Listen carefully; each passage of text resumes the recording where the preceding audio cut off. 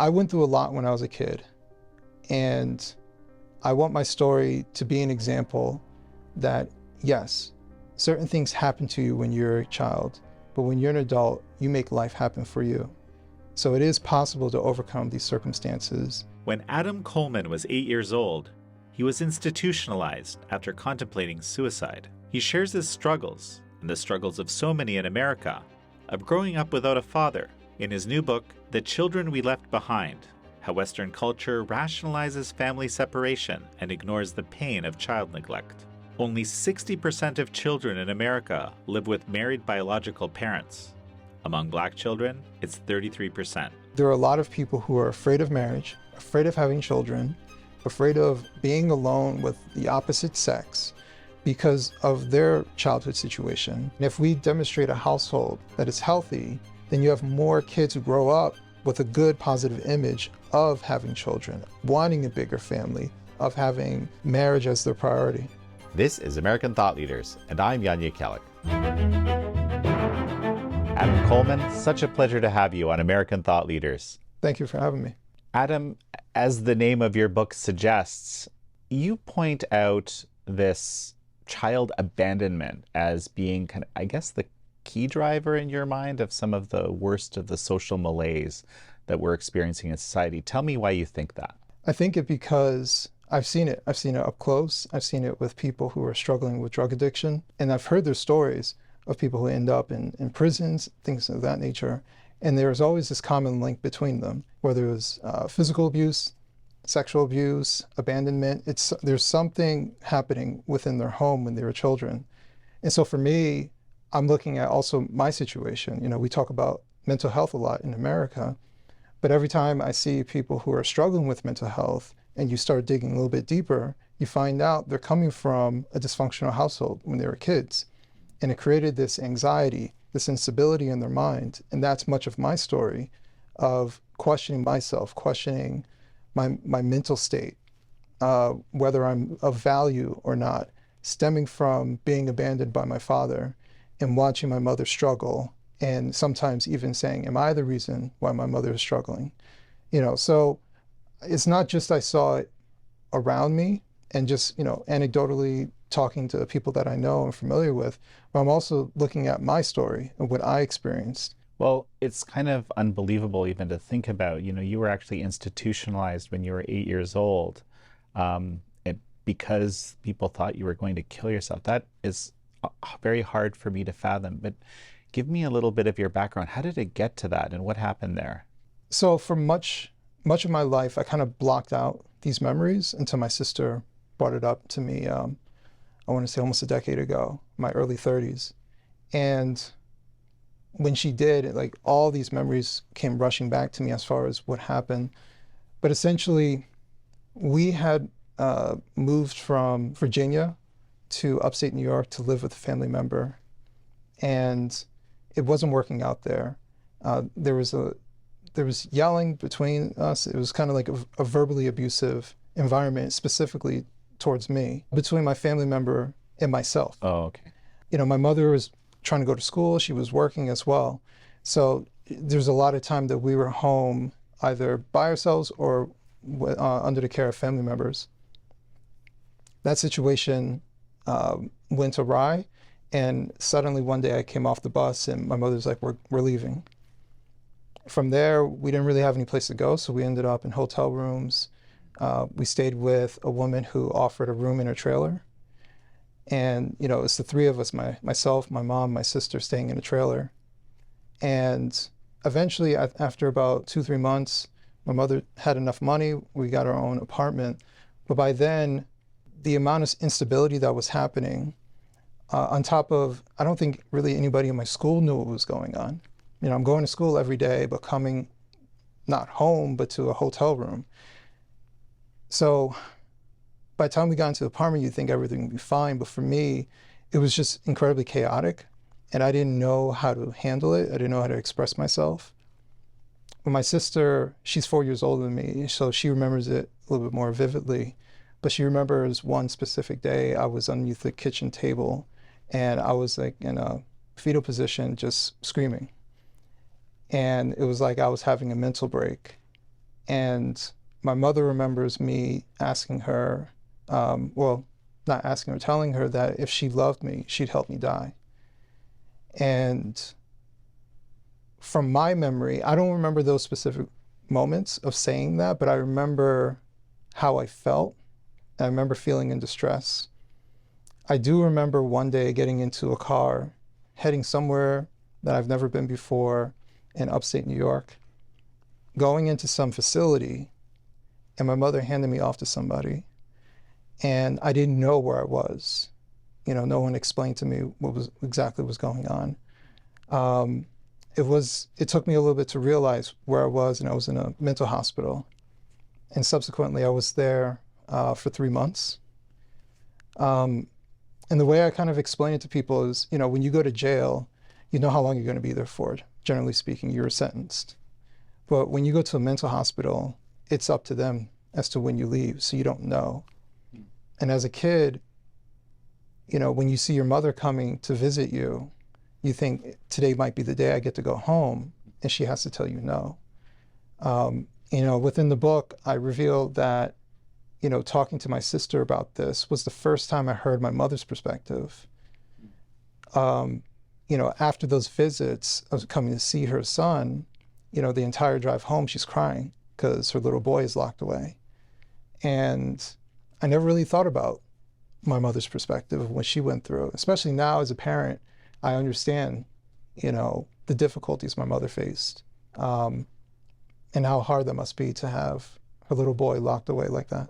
You know, you struggled with your, I guess, lack of relationship with your father, who basically was completely absent aside from some semblance of child support or something. Just tell me about that a little bit. Yeah. You know, I was born in Detroit. My father always lived in Detroit. He was married, but he was just married to somebody else. You know, my mother left because she needed support. She wasn't getting much of any support. And Detroit was getting worse crime-wise and things of that nature. So that's why we ended up leaving the city. But after we left, especially, I didn't really see him. I would see him once every couple of years, something of that nature. I might get a phone call. But, you know, as a kid, it felt like the phone call wasn't really for me. It was for somebody else. You know, it was just like an obligation. You should talk to your kids kind of thing. I could be wrong, but that's how I felt as a kid. But nevertheless, I didn't really hear from him. And even if I did talk to him, it was always very, how was school? School's fine. Okay, 2-minute conversation. My father didn't know anything about me. I didn't know, and still to this day, I don't really know anything about my father. You know, he would come through, living in, you know, the Northeast in New York and New Jersey. He might come through to go to New York City to get fabric because he was a tailor. But he would stay with us for a few days, but it wasn't really to see us. It was a place to stay.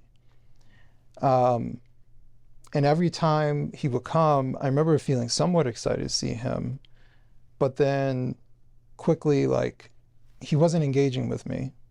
And he would always leave in the middle of the night, and he would tell me.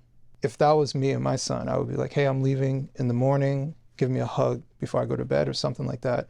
I would just wake up and he was gone. So, you know, the last time I saw my father, I was 16. He took me to the mall and bought me some clothes. That was the extent of it. And the last time I talked to him, I was 21. I called him after my son was born, but I didn't talk to him for very long because it didn't seem like he was interested in speaking with me. So I never told him that he has a grandson. And I never closed the door. If he attempted to call me, I allowed for it to happen, but he never tried. And he died some years ago, so there was never any sort of establishment or reconciliation. You know, just a moment comes to my mind where you're describing sort of seeing him happy in photos with other people. Yeah. While I was writing this book, you know, it allowed for me to talk to my mother when she told me that my father died. He had died a few months before my mother found out. She just happened to Google his name and found the funeral home and found his pictures.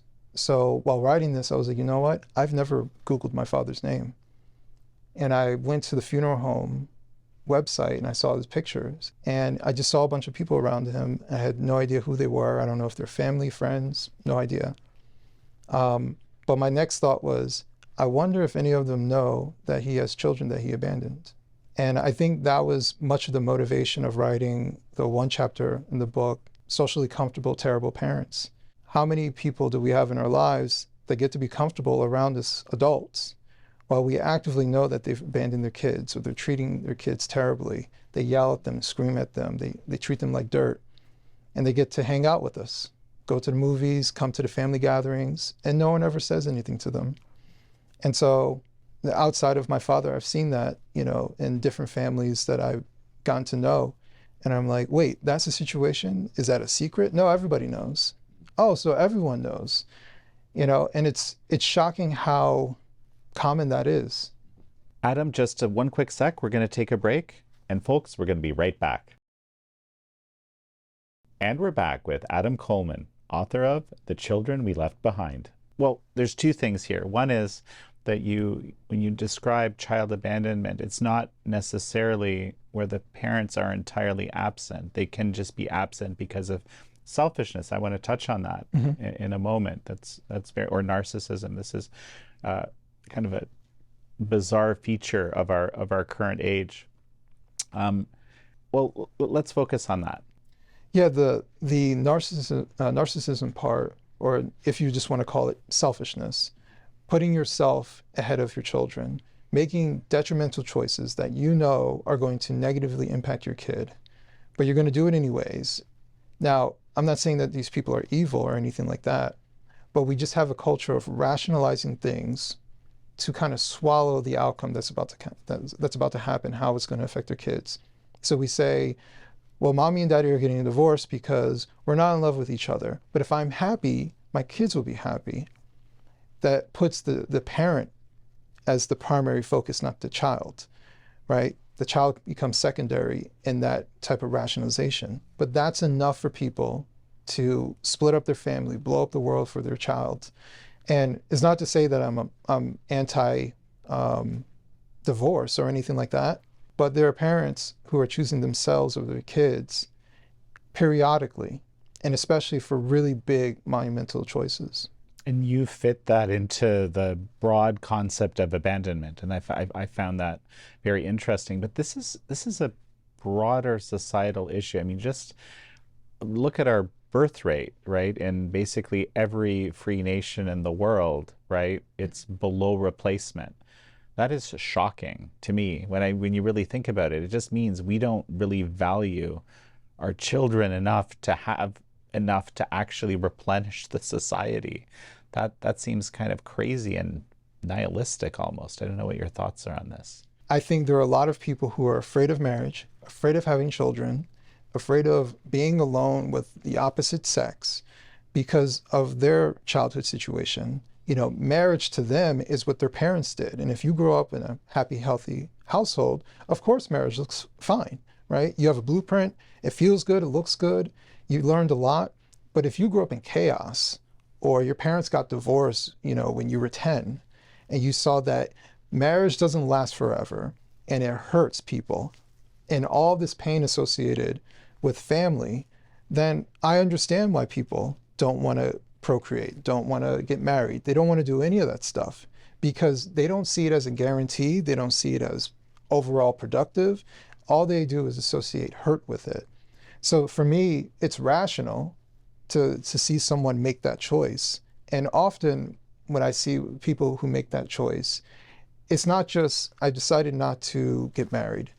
It's, I've decided not to get married because of a whole slew of very personal anecdotes to them. I think that exists throughout the West. Obviously, there's economic means. People don't feel like they can afford it. You have to have 2 incomes these days. There's a lot of things that kind of contribute to it, but I don't think we talk enough about the young people who may be getting into relationships who are afraid. They're operating off of fear because of what they saw. They saw chaos. And if we demonstrate a household that is proper, that is healthy, then you have more kids who grow up with a good positive image of having children, wanting a bigger family, of having marriage as their priority. I've had some thoughts about this. My parents were divorced right around the time I finished high school.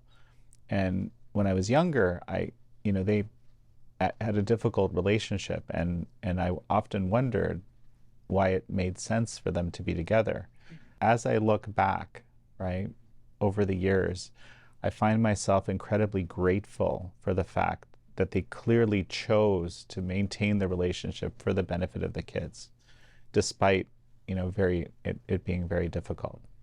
And that's interesting because that's changed over the course of my life as I look back. And it really is a very different way of looking at the world. I don't know how many people would do that anymore, right? Based on the social zeitgeist. Not too many people would choose to do that, especially if they tell other people, I'm struggling within my marriage, right? Because the first response is that you gotta leave.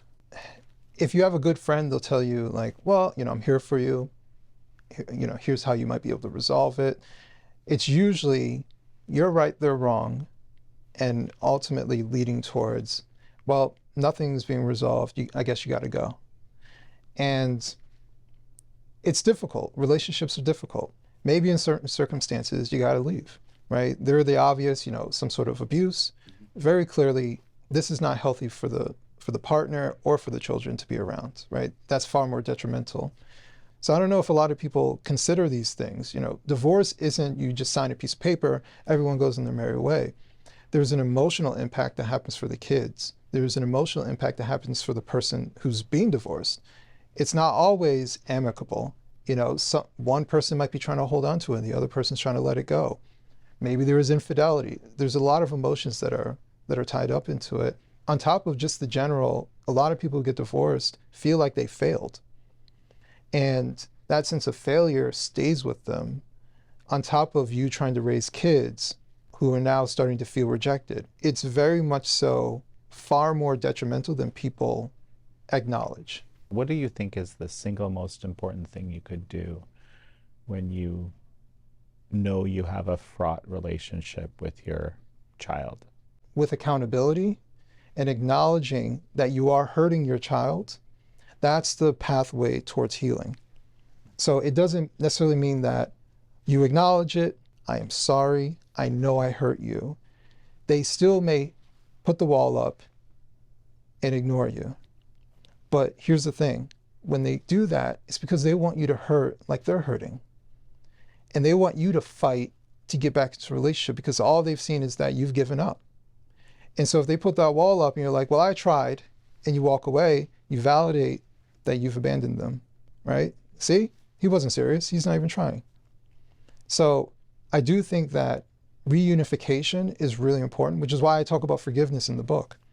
If you're a child who's been abandoned, speaking of myself, even though my father's not alive, when he was alive, I forgave him, right? Always left that door open if he did want to call and say, you know what, I was wrong. I was a young man, or he wasn't really a young man, but, but in the past I made mistakes. I've come to realize these things and I am sorry. And I just want to get to know my son because I don't know who you are. I would have allowed for that to happen. I think a lot of kids would allow that to happen, but the mistake of parents, and I've talked to fathers in this situation, especially who are trying to get back into children's lives. The child has a version of what happened. He has a version of what happened.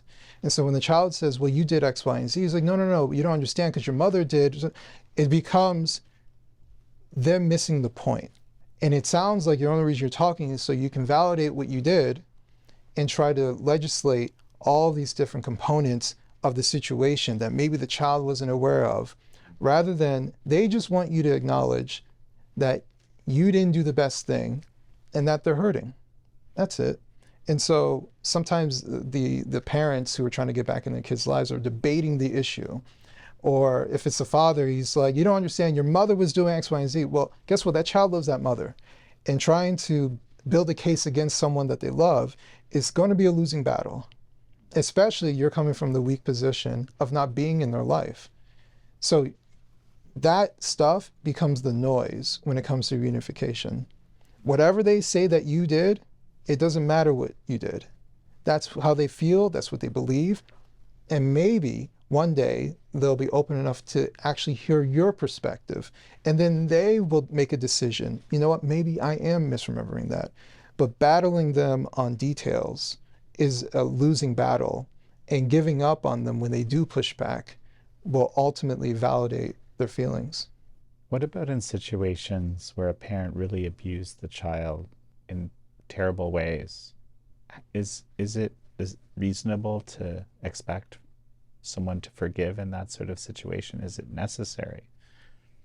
Well, we also have to look at the word forgiveness, or actually the meaning of forgiveness, because forgiving means for you to release your anger and animosity, right? The forgiveness is for the person who was victimized. It's not for the person who's the perpetrator looking for some sort of clemency or something like that. So ultimately, when I say I forgive my father so I let go my anger, my depression, my feeling of rejection, to let all that stuff go so I don't have anything dragging me back and I can move forward in my life. And so if you were abused in some particular way, is it beneficial to hold on to anger, that feeling when you were a child that was abused? Is it beneficial to hold on to that, or is it beneficial to release it? And so the forgiveness is to release that, right? It's not to excuse their behavior. It's not to rationalize their behavior, say it was fine. Now from there, if they want to get into a new relationship with that parent, despite them abusing them, then that's purely up to them. In those situations, I would never say, no, you must take Ben back or anything like that.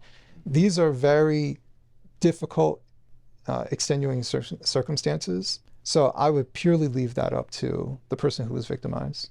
The forgiveness, the core of it, is for the person who was victimized. Whether you choose to let the person who victimized you know this is completely up to you. But I do think that forgiveness is the starting point if there is going to be some sort of reunification, with abuse or not abuse. Forgiveness is at the core of it. Adam, this has been an absolutely wonderful conversation. A final thought as we finish? I guess my final thought is I went through a lot when I was a kid, and I want my story to be an example that, yes, certain things happen to you when you're a child, but when you're an adult, you make life happen for you. So it is possible to overcome these circumstances. You are of value if you were abandoned. It does not mean that you offer nothing to this world.